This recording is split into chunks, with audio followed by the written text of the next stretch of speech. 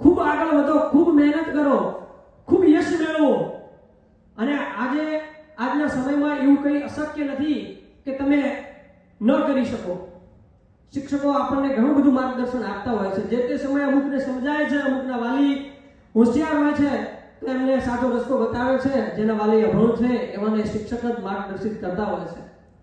એક તમને વાત કહું અભિમન્યુની.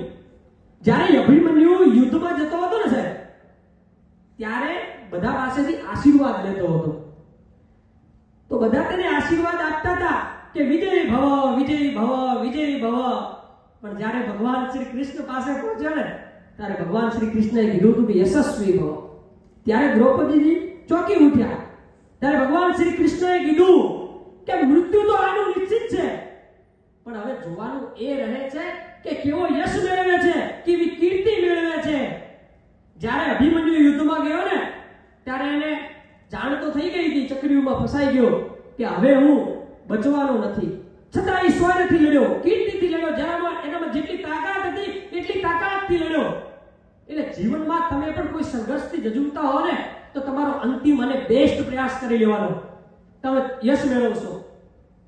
અને હંમેશા નેગેટિવિટીથી દૂર રહેવાનું. ઓલવેઝ પોઝિટિવ, પોઝિટિવ અને પોઝિટિવ. જીવનમાં કોઈ પણ ક્ષેત્રમાં, કોઈ પણ જગ્યાએ તમે કોઈ એવા સ્થાન ઉપર આવીને ઉભા હો જ્યાંથી તમને કઈ સૂજે નહીં, આર્થિક રીતે બધી રીતે ભાગી પડ્યા હોય ને, ત્યારે તમને આગળ લઈ જવા માટે એક જ વસ્તુ તમને આગળ લઈ જાય, એ તમારી પોઝિટિવ થિંકિંગ.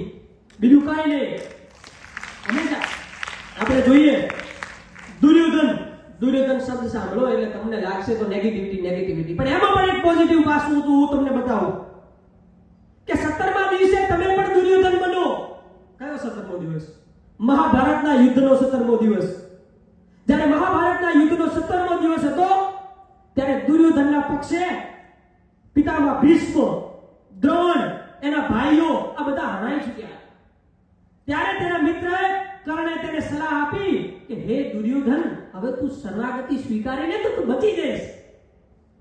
કે હે દુર્યોધન, હવે તું શરણાગતિ સ્વીકારી લે તો બચી જઈશ. ત્યારે દુર્યોધને કીધું હતું કે હે મિત્ર કર્ણ, હું શરણાગતિ કેવી રીતે સ્વીકારું? મારા માટે હું તારું ઋણ ક્યારે ઉતારીશ? મારા માટે મારા ભાઈઓ, મારા સ્નેહીઓ, જેમણે મારા માટે બલિદાન આપ્યું છે, અને હવે હું શરણાગતિ કેવી રીતે સ્વીકારીશ? હવે તો હું યુદ્ધ જ કરીશ. એટલે કે હવે મારા પાસે કોઈ રસ્તો નથી, યુદ્ધ જ કરવું પડશે. એટલે જીવનમાં જ્યારે તમને એવું થાય કે મારે ભણવું નથી, પેલું નથી કરવું, ત્યારે યાદ રાખજો, તમે તમારા માટે નહીં, તમારા પરિવાર જે તમને મહેનત કરી અને તમને ભણાવે છે, તમારા સ્નેહીજનો જે તમને સપોર્ટ કરે છે, જે તમારો પરિવારજનો જે તમારી માટે મહેનત કરીને તમારા આગળ જવા માટે સપના જોવે છે, એમના માટે ભણો. એટલે કે 17મા દિવસે તમે પણ દુર્યોધન બનો. પોતાના માટે નહીં, પણ પોતાના સ્નેહીજનો માટે મહેનત કરો. એટલે આજે ખૂબ જ હરીફાઈનો ખૂબ જ આગળ જવું બધા